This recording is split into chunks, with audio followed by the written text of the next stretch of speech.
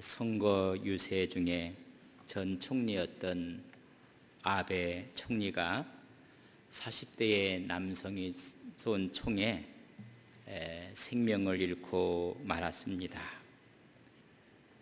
이미 장례가 이루어졌고 일본 정부는 예우를 하기 위해서 가을에 국장을 결정을 하게 되었습니다. 국장이 결정되면서 많은 사람들이 국장을 반대한다는 소리를 내고 있습니다. 군국주의를 부활시킨 장본인이라는 것입니다. 그를 가르쳐 전쟁광이라고 표현을 했습니다. 평화헌법을 바꿔 전쟁이 가능한 국가로 만들기 위해서 노력을 했을 뿐만 아니라 방위비를 증강시켰던 본인이었기 때문에 평화의 길과는 다른 길을 걸어갔다는 것입니다. 그래서 국장 결정을 반대한다고 외치고 있습니다. 규슈대학의 명예교수였던 요코다 고이치는 헌법학자인데 아베 총리는 평가가 갈라지는 정치가다. 국론을 분열시키는 국장을 일부러 할 필요는 없다고 아사히 신문에 기고를 하고 있습니다. 참 역사의 평가는 엄중하다는 것을 다시 한번 깨닫게 되는 것입니다. 여러분, 무서운 것은 역사가의 평가요, 국민의 평가입니다. 무엇을 심었느냐에 따라서 무엇을 거둘 것이라는 것을 깊게 생각을 해보게 됩니다. 오늘 본문 말씀 가운데 사람이 무엇으로 심든지 그대로 거두리라. 여러분, 거둔다는 것보다 더 큰 방점을 찍는 것은 무엇을 심느냐에 달려 있다는 것입니다. 그가 심은 것에 따라서 거두기 때문에 그리합니다. 심음과 거둠은 하나님의 법칙입니다. 창세기 8장 22절에 보면 땅이 있을 동안에는 심음과 거둠과 추위와 더위와 여름과 겨울과 낮과 밤이 쉬지 아니하리라. 땅이 있는 동안 인생에 살아가는 역사 가운데 심음과 거둠은 쉬지 아니할 것을 말씀해 주고 있습니다. 우주의 질서며 우리 삶의 원리인 말씀입니다. 심음과 거둠의 법칙이 있습니다. 농부가 여러분 씨앗을 심어야 가을에 추수할 수가 있는 것입니다. 러시아를 선교를 위해서 강의를 위해서 몇 차례 다녀왔던 기억이 있습니다. 참 러시아는 땅이 너무나 광활합니다. 여러분, 그 땅도 얼마나 비옥한지 땅의 색깔이 검푸른색입니다. 가보면 저기에 무슨 작물들이 자랄까 겨울에 가면 알 수가 없습니다. 근데 여러분, 그 광활한 곳에 추수할 때를 가게 되면 해바라기가 끝이 없이 펼쳐져 있는 것을 바라보게 됩니다. 여러분, 대단하고 정말 멋진 광경입니다. 어느 곳에 가면 유채꽃이 펴 있는데 가도 유채밭입니다. 제주도에 유채꽃이 있다는데 너무나 우리는 작습니다. 한참 달려가도 여러분 유채꽃이 피어 있습니다. 저 땅에서 무엇을 거둘까를 가장 정확하게 아는 사람은 그 땅에 씨앗을 뿌린 사람입니다. 추수하는 사람이 아니라 씨를 심는 사람이 가장 잘 압니다. 우리 인생도 농사라고 한다면 내 인생에서 무엇을 거둘까? 여러분, 자기 자신이 가장 잘 압니다. 행복을 거둘 것인지 불행을 거둘 것인지 여러분 가장 잘 알고 있는 사람은 자기 자신일 것입니다. 욥기에서에 보면 욥 4장 8절에 보면 내가 보건대 악을 밭갈고 독을 뿌리는 자는 그대로 거두리라. 뭘 뿌렸는가 그대로 거둔다는 이야기입니다. 호세아는 호세아 8장 7절에 보면 그들이 바람을 심고 광풍을 거둘 것이라고 말씀해 주고 있습니다. 그 심은 거에 따라서 엄청난 파장의 결과를 거둔다는 말씀입니다. 심은 대로 열매를 거두는 것입니다. 심은 대로 거두는 것입니다. 성경에 보면 심지 않고 거두려고 하는 것 그 자체가 죄악입니다. 좋지 않은 것을 심고 좋은 것을 거두려고 하는 것은 착각입니다. 불의를 뿌려놓고 정의를 거둘 수가 없습니다. 편법을 심고 공정을 거둘 수가 없습니다. 악함을 뿌리고 선함을 거둘 수가 없습니다. 그러나 많은 사람들은 심음과 거둠의 법칙에 자기 자신은 예외일 것이라고 생각하는 것입니다. 이걸 자가당착이라고 합니다. 자신의 언양의 앞뒤가 일치하지 않는 즉 모순된 상황을 표현할 때 자가당착증이라고 합니다. 여러분 이런 이야기입니다. 대표적인 것이 독재자가 자유와 평등을 강조하는 것이 자기당착입니다. 불법을 행하는 자가 정의를 강조하고 편법에 능한 자가 공정을 말하고 마음에 시기와 미움이 있는 사람이 사랑을 이야기하는 것입니다. 교만한 자가 겸손을 이야기하고 무례한 자가 예의를 이야기하고 배신자가 충성을 이야기하는 것입니다. 모두가 어찌 보면 나만은 심음과 거둠의 법칙에서 예외일 것이라고 생각하는 것입니다. 그러나 하나님은 결코 속지 않습니다. 오늘 7절에 보면 스스로 속이지 말라 하나님은 업신여김을 받지 아니하시나니 사람이 무엇으로 심든지 그대로 거두리라. 심은 대로 거둔다는 것을 말씀해 주고 있습니다. 마태복음 7장 16절에서 18절 말씀을 보면 그들의 열매로 그들을 알지니 가시나무에서 포도를 또는 엉겅퀴에서 무화과를 따겠느냐? 이와 같이 좋은 나무마다 아름다운 열매를 맺고 못된 나무가 나쁜 열매를 맺나니 좋은 나무가 나쁜 열매를 맺을 수 없고 못된 나무가 아름다운 열매를 맺을 수 없느니라. 우리 하나님은 속지 않는다는 것입니다. 지난번 성경에 보면 만울이 여김을 받지 않는다 했습니다. 만울이 여긴다는 이야기는 이런 의미입니다. 코를 치켜 세우고 경멸하는 것을 말합니다. 비웃는 것을 이야기합니다. 우리가 비웃을 때 코를 바짝 쳐들고 비웃는 것처럼 하나님은 비웃음을 당하지 아니한다는 것입니다. 조롱당하지 아니하신다는 것입니다. 단지 사람들이 서로 속고 속을 뿐이라는 것입니다. 하나님은 결코 속지 않는다는 것입니다. 개인에게 있어도 사회도 정치도 심음과 거둠의 법칙은 우리에게 따라오고 있다는 것입니다. 그래서 잘 심어야 합니다. 여러분 좋은 것들을 심어야 하는 것입니다.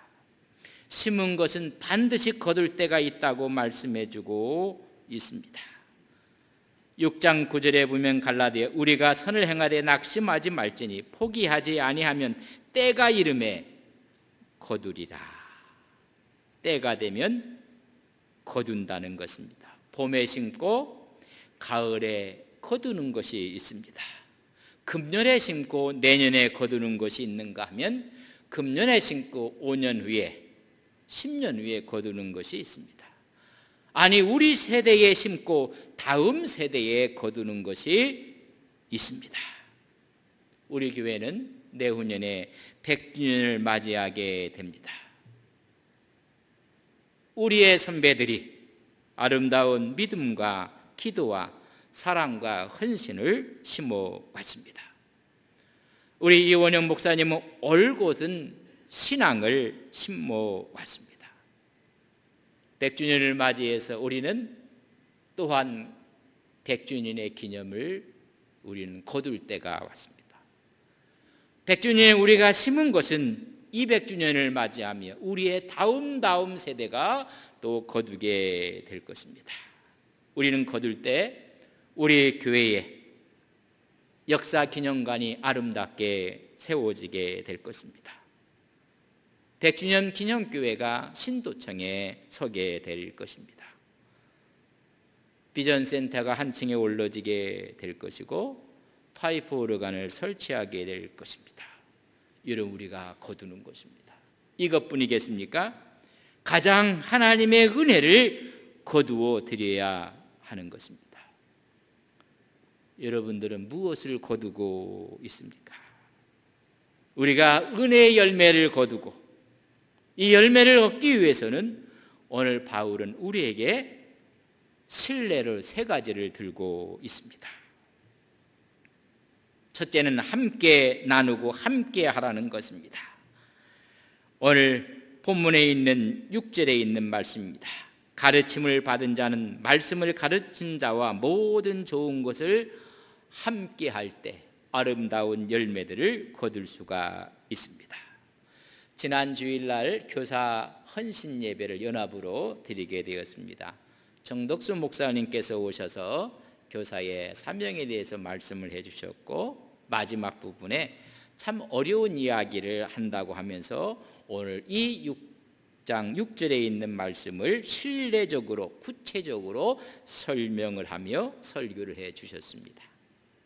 앉아있는 저도 좀 마음이 썩 유쾌하지는 아니했습니다. 주의 종도를 잘 섬기라는 그런 유의 말씀이었습니다. 여러분, 이 말씀은 그거 이상으로 우리에게 말씀하는 것이 올바른 관계를 맺으라는 것입니다. 함께 하라. 가르침을 받는 자와 가르치는 자가 함께 하라는 것입니다. 뭐를? 모든 좋은 것을 나누라는 것입니다. 1차적으로 우리는 물질적인 면을 말할 수가 있습니다. 함께 섬기고 나누고 배려하는 것입니다. 간혹 목회자들을 만날 경우가 있습니다. 어렵고 힘들게 목회하시는 분들을 만나서 이런 이야기를 들을 때 가슴이 무겁고 답답했습니다. 목사님, 목사님, 제가 사례비를 받지 못하고 있습니다. 제가 정색을 하면서 교회 재정이 그렇게 어렵습니까? 그렇게 힘듭니까? 했더니 재정은 있습니다. 근데 왜 사례비를 안 드립니까? 했더니 교회를 옮겨 주십사. 관계가 좋지 않아서 있음에도 불구하고 사례를 하지 않는다는 것입니다. 그 말을 들으면서 마음이 무거웠습니다. 그래서 제가 이렇게 목사님 그러시면 그래도 기다리셔야 됩니다.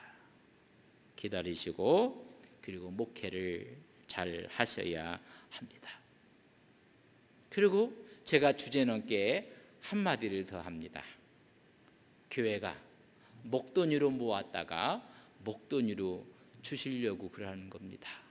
했더니 그분 얼굴이 웃음기가 있는데 그것이 진정한 웃음이 아닌 서글픈 웃음을 띠는 모습을 보았습니다. 여러분은 거둘 것이 없습니다. 좋은 것을 함께하는 첫 번째는 물질적인 면입니다.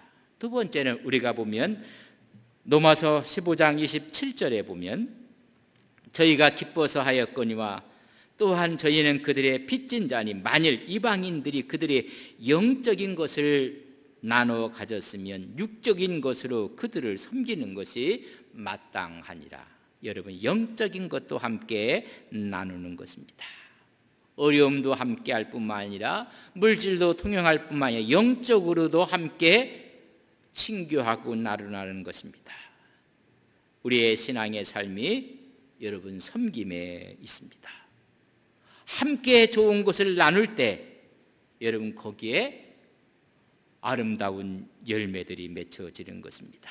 사랑과 은혜와 기쁨이 임하는 것입니다. 두 번째는 은혜의 열매를 얻기 위해서는 좋은 성품들을 간직할 것을 말씀해 주고 있습니다.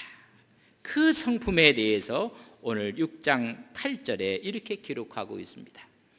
자기 육체를 위하여 심는 자는 육체로부터 썩어질 것을 거두고 성령을 위하여 심는 자는 성령으로부터 영생을 거두니라.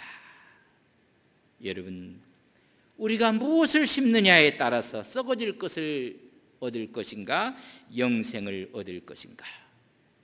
이런 말이 있습니다.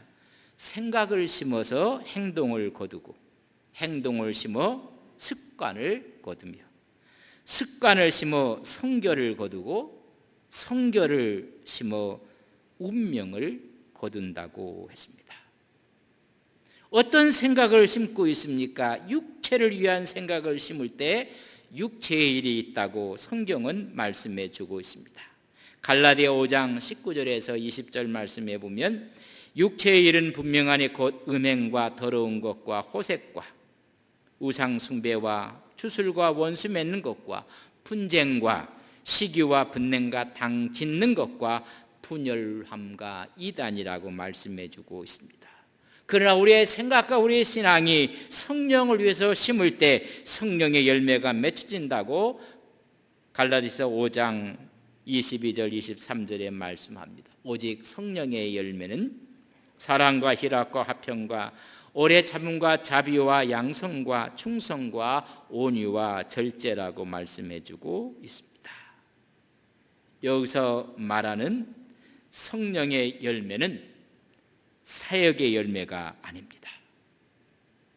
여러분, 외적으로 보이는 숫자가 많다, 적다, 성공이다, 실패다가 아닌 사역에 대한 열매가 아닙니다. 성령의 열매는 인격 속에 맺혀지는 성품의 열매들입니다. 이런 성품의 열매들이 맺혀지는 것입니다. 그리할 때 은혜의 열매들을 우리는 경험하게 되고 그것을 거두게 되는 것입니다. 이런 성도의 성품의 열매를 거둘 때에는 관계 속에 이루어지는 것입니다.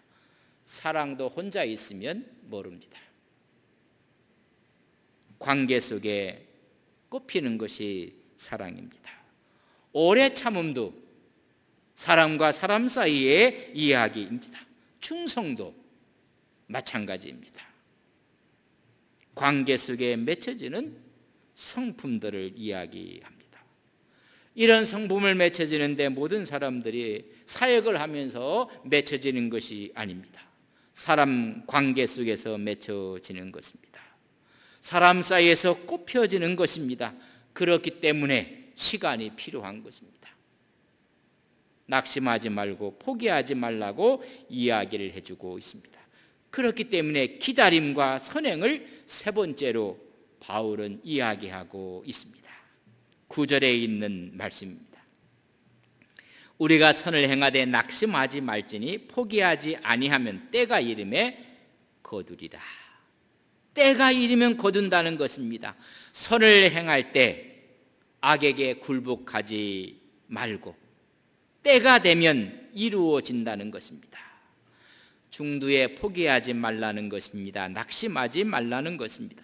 선을 끝까지 행하라는 것입니다. 참으로 어려운 일입니다. 사람이 초심을 잃지 않는다는 것이 얼마나 어려운지, 초심을 잃었기 때문에 변질되는 것입니다. 우리 예수 믿는 사람들은 예수 그리스도의 말씀으로 말미암아 성령의 임재로 말미암아 늘 변화받아야 됩니다.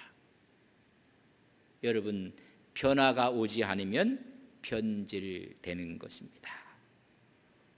우리는 참고 인내하라는 것입니다. 존 브라운 박사가 말하기를 크리스찬들은 이 거듭에 관련하여 자주 어린아이 같이 행동한다고 했습니다. 여러분, 이 말은 쉽게 포기한다는 것입니다. 쉽게 낙심한다는 것입니다. 기다리지 못한다는 것입니다. 농부도 씨를 뿌려놓고 그 다음 날 가서 열매를 거두려는 어리석은 자는 없습니다. 여러분, 기다려야 되고 때를 기다려야 하는 것입니다. 전도서 3장 1절에 보면 범사에 기한이 있고 천하만사에 다 때가 있다고 말씀해 주고 있습니다. 인내, 기다림, 이것은 하나님의 창조 원리를 긍정적으로 내가 받아들이는 것입니다. 그 태도가 여러분 인내하며 포기하지 않고 기다리는 것입니다. 로마서 8장 28절에 우리가 알거니 하나님을 사랑하는 자, 그 뜻대로 부르심을 입은 자들에게 모든 것이 합력하여 선을 이룰 때까지 기다리는 것입니다. 아브라함은 이삭을 얻기 위해서 25년 동안 기다려야만 했습니다. 애굽에서 바로 밑에서 수많은 사람들이, 유대인 남자 아이들이 강가에 버려질 때, 그때부터 모세가 태어나서 80년을 기다려야 했습니다. 40년 동안 공중에서 세상 학문을 배우는 기간, 40년 동안 광야에서 고독 훈련과 영성 훈련을 받는 40년의 기간을 기다려야만 했습니다. 우리가 정말 무언가를 얻고 무언가를 갖고 싶고 열매를 얻으려면 여러분 기다려야 합니다. 우리나라 사람들이 기다림이 참 부족하다고 합니다. 동남아시아에 가면 우리말을 너무 잘합니다. 빨리빨리. 여러분, 모르는 사람이 없을 만큼 빨리빨리. 여러분, 우리 음식을 보면 빨리빨리의 음식이 아닙니다. 여러분, 밥을 해도 뜸을 들여야 합니다. 여러분이 우리들 먹는 간장과 된장, 고추장, 여러분 바로 먹을 수가 없습니다. 숙성을 시켜야 됩니다. 김치도 마찬가지입니다. 여러분, 절이고 버무리고 숙성의 기간이 필요합니다. 서양 아이들은 그냥 샐러드로 그냥 먹습니다. 음식은 숙성을 시키고 기다리는데 우리의 성향은 너무나 조급합니다. 적자 생존이라는 말은 빠른 자 생존이라고 바뀌어지고 있습니다. 품질 경쟁이 아니라 속도 경쟁으로 바뀌어졌습니다. 조급함 그 자체가 사단이라고 했습니다. 기다림의 미학이 있고 기다림의 아름다움이 있습니다. 기다리고 속도를 늦추고, 그래서 비행기가 연착륙하듯이 충격 없이 내리는 것을 소프트 랜딩이라고 합니다. 연착륙입니다. 근데 너무나 성급하게 급작스럽게 하는 것을 경착륙이라고 합니다. 사람들이 전부 다 놀라고 경길하게 되는 것입니다.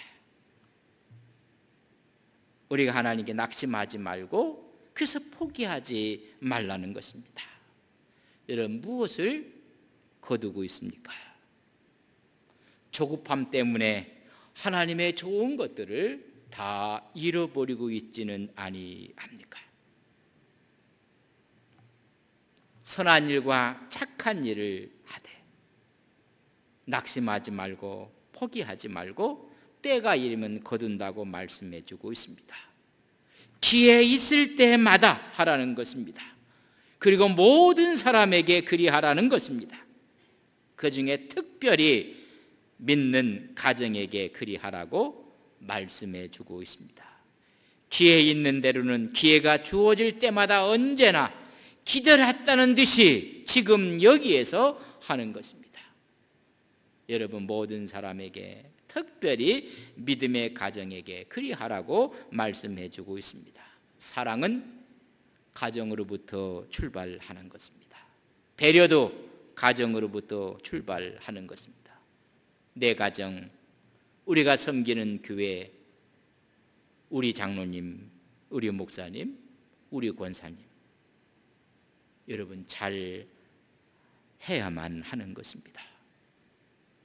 동심원처럼 우리 가정으로부터 시작해서 여러분 퍼져나가서 선한 일과 착한 일을 하라고 말씀해 주고 있습니다.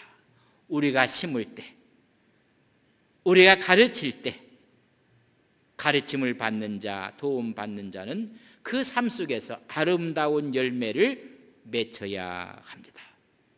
그것을 거둬들이는 것입니다. 그리고 뿌리는 자, 심는 자는 하늘의 상급을 바라보셔야 합니다. 낙심하지 말고 포기하지 않으면 하나님께서 보상을 해 주시는 것입니다. 그 전에 함께 나누는 축복도 있다는 것을 깨달아야 합니다. 심는데 인색하지 말고 넉넉하게 할 때 우리는 받은 은혜를 함께 나누는 것입니다. 여러분들은 무엇을 지금 거두고 있습니까? 우리가 심은 것을 지금 거두고 있는 것입니다. 하나님의 은혜를 거두고 하나님의 평강과 하나님의 영생과 구원을 예수 안에서 우리는 거둬들여야 합니다. 이런 모든 아름다움을 거둬들이고 그것을 누리시는 우리 온 성도님들이 되시기를 주님의 이름으로 간절히 바랍니다. 미국에서 잠시 한국에 들어왔던 때가 한 20년 전의 이야기입니다. 집회를 하고 어떤 목사님이 저한테 목사님 갑시다. 어디를 가시나요? 했더니 그냥 같이 갑시다. 제가 책을 읽으면서 안경을 벗었다가 썼다가 하는 것을 바라보고는 가자는 것입니다. 했더니 안경점이었습니다. 한마디 딱 묻는 것이 그 안경 다초점입니까? 묻더라고요. 여러분 하고는 싶었지만은 재정적인 문제 때문에 다초점을 하지 못했습니다. 아니라고 했더니 내 그런 줄 알았다 하면서 저에게 다초점 안경을 맞춰 주었습니다. 여러분 제가 쓰고 있는 게 지금 다초점 렌즈입니다. 그래서 이렇게 보면 여러분 밑에 있는 원구가 훤하게 보이고요. 위에 여러분 얼굴이 제대로 보입니다. 여러분 다초점이 아니면 가까이 있는 글씨가 보이지 않습니다. 밑에는 거의 돋보기 같은 것입니다.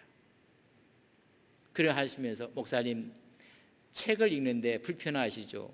그렇다고 했더니 책을 읽는 리딩 글래스를 별도로 또 하나 맞춰 주었습니다. 알고 봤더니 그 목사님의 교회를 함께 섬기는 집사님이었습니다. 그래서 돈을 지불하려고 했더니 극구 사양하는 것입니다. 그 목사님 옆에서 하는 말이 저 집사님한테 한번 돈을 드려보라고 할 정도로 옆에서 절대 받지를 않는 것입니다. 그 다음 말이 저에게 참으로 충격적이었습니다. 그분이 하는 말이 저는 지금 목사님에게 심은 것입니다. 지금 저는 축복을 심고 있습니다. 그 말을 듣는 순간 더 이상 말을 하지 않고 기도를 하고 그 안경점을 나오게 되었습니다. 여러분 심는 것입니다. 우리 교회에도 선교사님들이 오시고 어려운 분들이 있으면 이름도 없이 빛도 없이 여러분 섬기는 분들이 있습니다. 여러분 이것은 정말 아름다운 하나님의 은혜와 하나님의 축복입니다. 여러분 무엇을 거두고 있습니까? 아름다운 은혜들을 함께 거두시는 우리 온 성도님들이 되시기를 주님의 이름으로 간절히 축복합니다. 다